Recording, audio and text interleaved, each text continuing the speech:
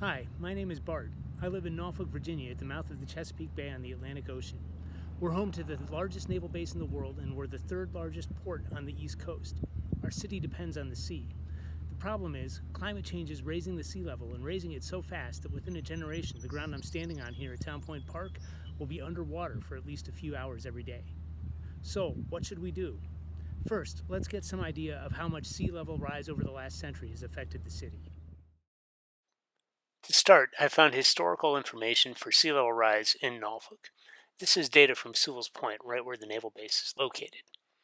Next, I found this information which shows the variance between the local sea level rise and the global mean sea level rise. This is interesting information, so I reached out to the author of the paper where I found this information, Elizabeth Smith, and asked her to tell me about it.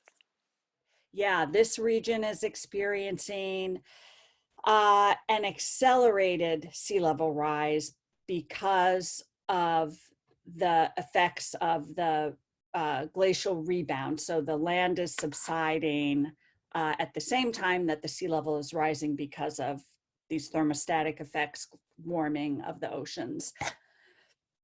So we have that double whammy, and just the way that Norfolk was developed too. These old stream beds were developed, so the water's going where the water always went. And now we are also having these intense precipitation events too. Anyone who lives in Norfolk has experienced firsthand what Liz is talking about with regards to flooding. This is a graph that she and her team pulled together that shows the average annual hours of flooding in Norfolk neighborhoods. We're rapidly approaching an hour a day. And this graph shows us why. The local subsidence, combined with global sea level rise, is accelerating the rate of sea level rise in our city. And this graph shows how we can expect Hampton Boulevard, one of our major thoroughfares, to be flooded for at least an hour a day by 2050. This street, Surrey Crescent, is right on the front lines of coastal flooding. I spent 2 years living in the house behind me. It was the first time in my life I tracked the tides on a daily basis. If I didn't, I'd be stuck, either stranded in the house or unable to get back home. Because regardless of my schedule, the tide came in just like clockwork. And when it did, twice each day, it flooded the road with 1.5 feet of seawater. Inconvenient to walk through and a really bad idea to drive through. Here's how close this street is to the sea. Here's a map from the city showing this information on a neighborhood scale. The orange areas on this map can expect to be flooded daily within the next 80 years. That may not be within my lifetime, but it'll be in the lifetime of my grandkids. So what should we do? Well, here's another map showing some ways we can adapt. The green and purple areas on this map are areas where we already know we should shift our development and economic activity. The yellow and red areas on this map, that's where a lot of people already live and a lot of stuff happens. We can maybe adapt in those areas, but it's going to take a lot of economic resilience. To get some idea of the city's strategy, I had a conversation with City Council member Andria McClellan. I was elected in 2016. Two of my main areas of focus have been both flooding as well as climate change mitigation. And I do think it's really important to differentiate between mitigation and adaptation, because to your point, Bart, we have, while we have actually been a leader to some extent in adaptation strategies, Norfolk's done very little as it relates to mitigation. So the causality has been a political hot potato for many years. And I think as a result, we've just sort of strayed away from that. Plus, mitigation strategies are so enormous and not necessary, they won't necessarily bear fruit immediately. We expect sea level rise to continue to increase. We expect a 1.5 feet by 2050 of sea level rise, 3 feet by 2080, and 5 feet or more by 2100. We have the largest naval base in the world here and the third busiest port on the East Coast. So it's a matter of national security. It's a matter of economic security. And then on a personal level, it's people who can't get to their kids at school or home from their jobs. Can you give me some idea of the city's strategy over the next 50 years in adapting to that threat? What kinds of things are being pursued? What policies are being put in place? A couple of things. We did a major rewrite of our zoning code 2 years ago, and we implemented what some have called the most resilient zoning code in the country. And we had some pushback from the builder community. I got into a tit for tat with them on the dais at City Council, as a matter of fact, because their argument was that this new zoning code was going to cost more money for structures to be built up higher and to have some of these new resilient features. And, you know, my argument back was, well, we want to be able to see these homes actually around longer. And then ultimately it was going to cost the property owners less in terms of flood insurance once these are introduced. So we have something called a resilient quotient, and it's basically a menu from which they can pick a variety of things. Some of them are adaptation features and some of them are mitigation features. So some do deal with reducing the carbon footprint.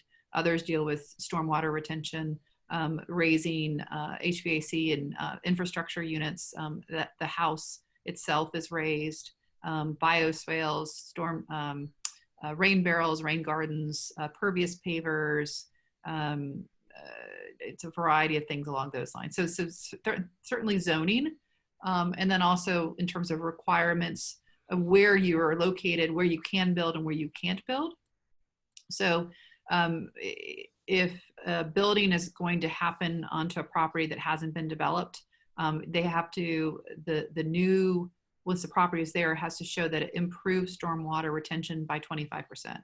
So it can't make it worse. Not only can't not make it worse, it has to be better. So that's, I think that's really important.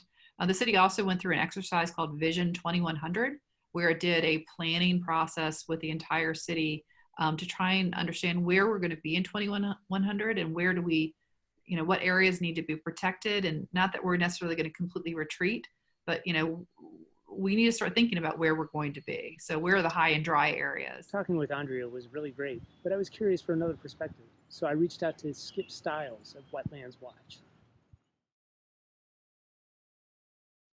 I first got involved with climate change back in when I worked in Congress for a couple of decades, and the guy I worked for was one of the original climate change people. He and Al Gore held the first hearings back in 1975. But you know, when I worked in Congress from 1976 on, in our office, you know, the coffee pot talk was about climate change, and it was much smaller and much less drastic. And I left for a while, and since I've started this work, come back to it, and I'm just astounded at how much more dire and drastic the consequences of climate change are now versus our original perceptions of them, which is like, it's going to get a little hotter and a little more unstable, more droughts, things like that. How it's outpacing the policy response. So, you know, that Norfolk 2100 document was, you know, just amazing cutting edge stuff. And now it's becoming dated as the reality of the flooding and the response to it has started to shift. And in the last, I'd say in the last year or so, the R word has crept into everybody's thinking about where this issue is going, at least, you know, in this part of the world, in the low flat areas of Virginia and North Carolina and South Carolina that all have similar topography.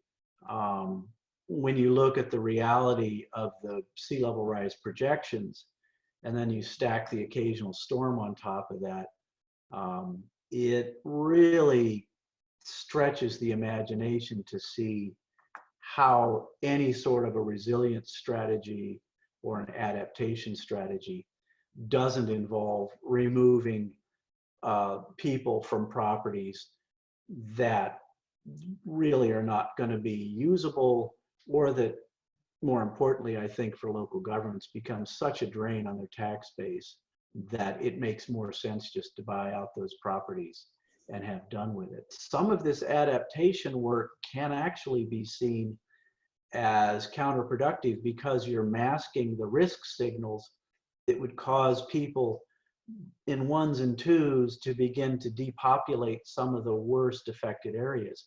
So you're keeping them in place until such time as a storm hits and they all leave at once. And the economic consequences of everybody leaving at once are so large versus people leaving by ones and twos. Is there a single adaptation that is the most effective for the city of Norfolk, or one that you would advocate? Well, we do. The answer would be no. What's going to have to happen is you're going to have a mosaic that's made up of individual community strategies, and each of those little community strategies is a tile in this larger mosaic. And Is there something that you think needs to happen first? I think if the financial sector, banks, insurance, the people who essentially make all of these house transactions, both new construction and resale of homes, if they were to get serious about this and send the economic signals that were commensurate with the risk, I think that would have an immediate effect on beginning to move people out of dangerous areas much, much faster than government ever could. So what do we need to do? The hard truth is, we need to start planning and executing our retreat now. We don't know how much it's going to cost us to relocate our city, but we do know that if we stay, the cost will be total. The waters will come. Anyone who has watched the tides knows they will be relentless. We've made hard decisions here before. Take this wall behind me. It was built to keep the occasional floodwaters out of downtown. That doesn't seem like a hard decision, except my apartment here is on the wrong side of that wall. In the past, we had to make hard decisions about what areas to sacrifice in order to safeguard others. But as the waters rise, that choice has been taken away. The facts are clear. We need to start planning for tomorrow, today. It's time to retreat so that we can come back to fight.